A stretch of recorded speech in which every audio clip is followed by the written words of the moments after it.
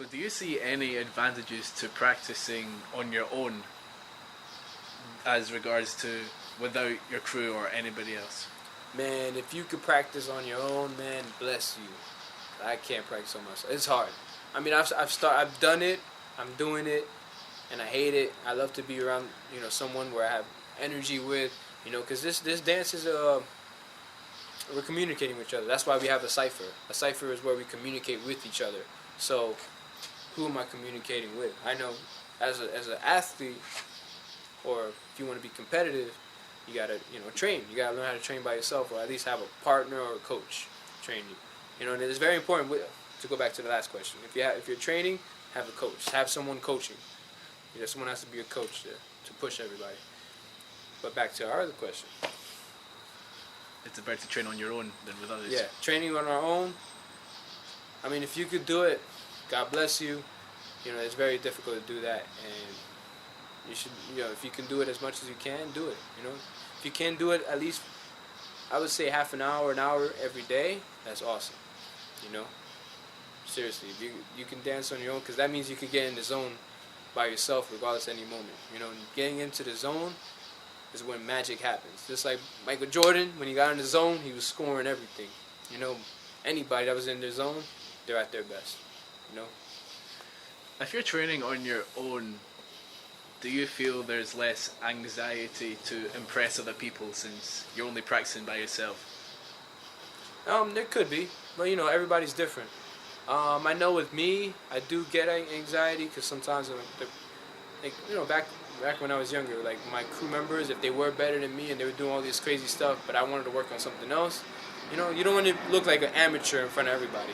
You don't want to practice something new while everybody's like boom, boom, boom. They're just going crazy, So it could be like that, but that's your mind. Your mind is your worst enemy, and your mind can tell you all kind of things like, oh, you're not good enough. He's killing it. You're not. This and that.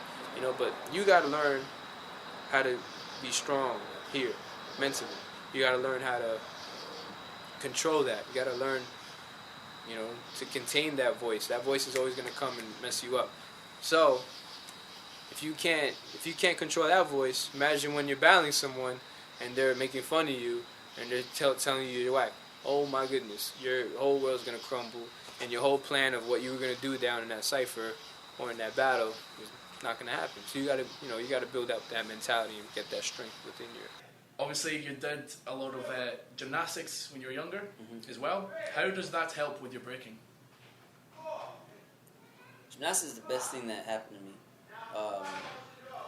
Because of gymnastics, I know my body better than anybody knows their body. I know how to fall, I know how to jump, I know how to move, And I just, my upper body strength is like really good.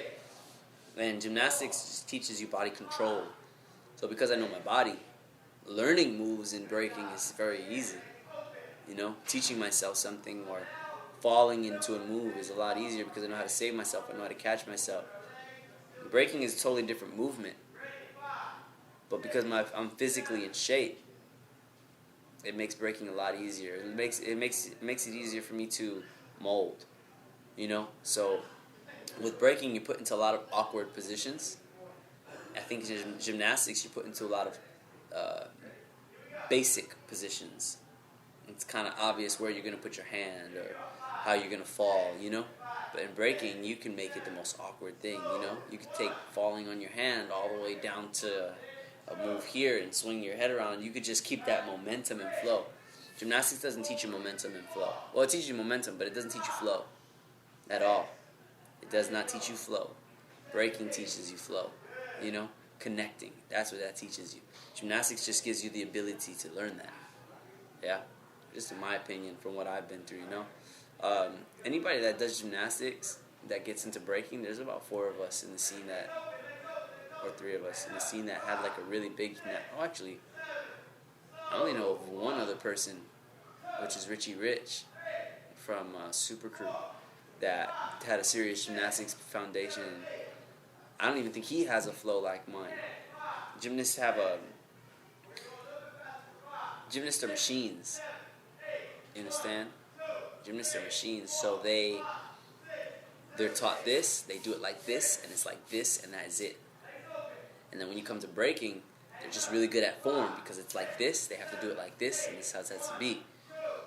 I think somebody like myself, because I left gymnastics, it was just too free-minded, too free-spirited.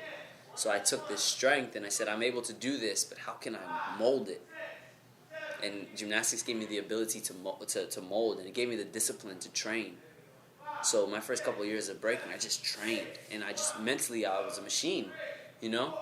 But then growing up in New York, I seen these guys just moving so freely, and they just expressed themselves. And then I was around that, so I was so angry that I just had to be this machine. I didn't want to be this machine anymore, and I just became wild, free spirit. I was just so uncontrollable. I was crashing everywhere, but I was throwing my body around. I got to express myself. I got it all out of my system, you know? But I still kept the discipline. I let go of the machine, but I kept the discipline. I picked and choose what I wanted from gymnastics. I said, I want to keep my flips. I said, I want to keep my discipline, and I want to keep my strength.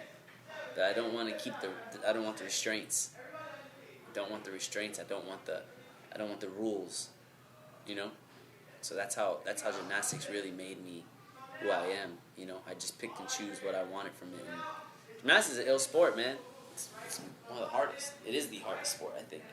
And, you know, what it can do for b-boys, it's phenomenal, you know? What advice do you have for people that want to develop their strength but are unsure of where to start or what direction to go in? Try a little bit of everything. You know, try your calisthenics, try some weight training, and look at where your strengths and weaknesses are. Develop your strengths, but develop your weaknesses too. Because if you don't, you're going to get hurt.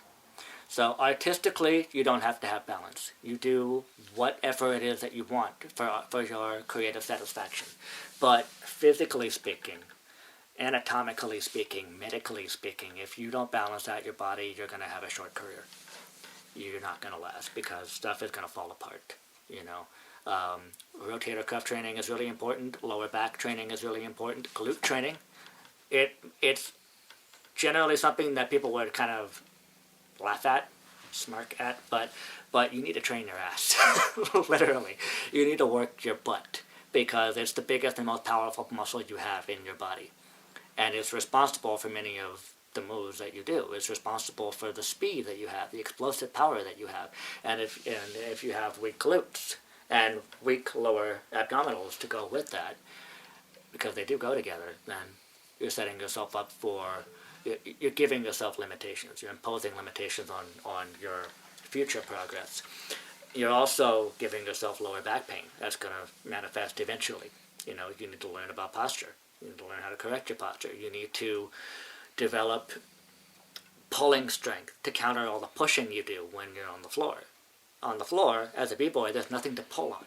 It's only a floor and your body. And all you can do is push against it. Right? You're pushing in this direction, that direction, that direction, that direction.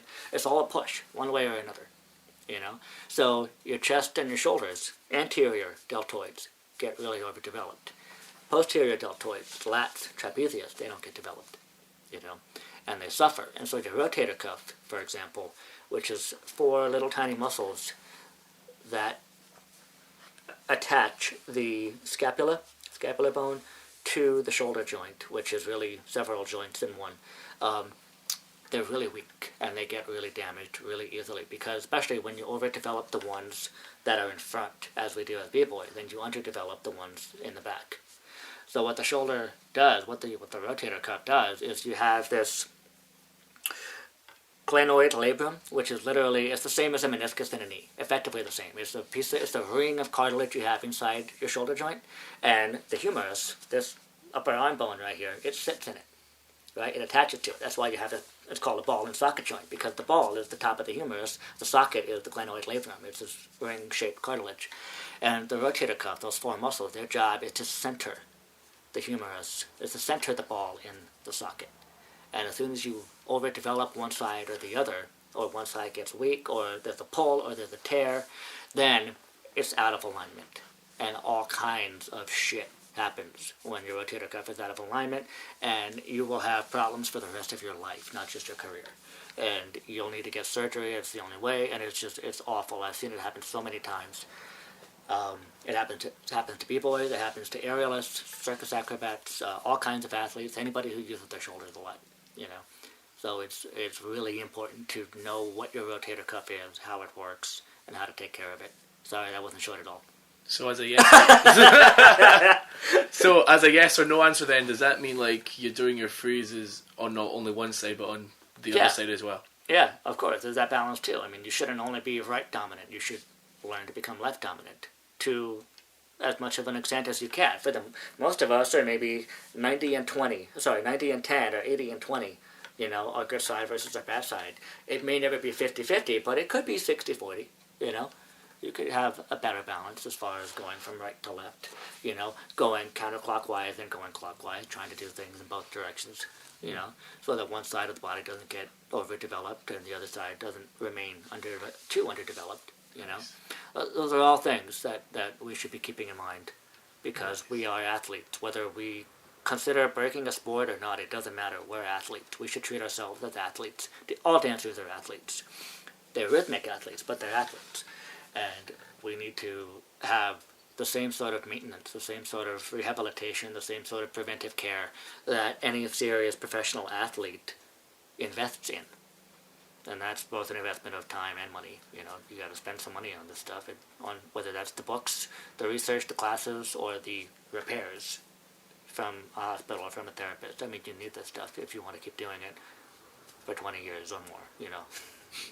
So then when you say that you separate the different aspects of your training, do you do like lots of drills, or do you like let the music decide? Depends. There's times when I'll practice and I'll do like I practice with Jeremy. Jeremy comes often to practice with me here at my house.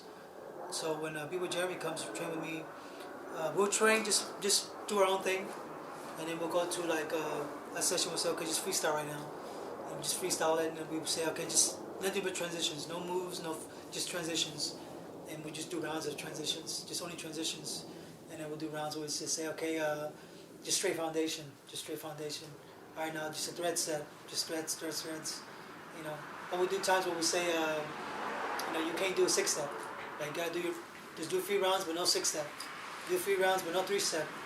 You know, do 3 rounds but you can't be on your back. You know, so we do a couple of different drills to kind of make ourselves feel uncomfortable. Because your body naturally has a default of how it breaks.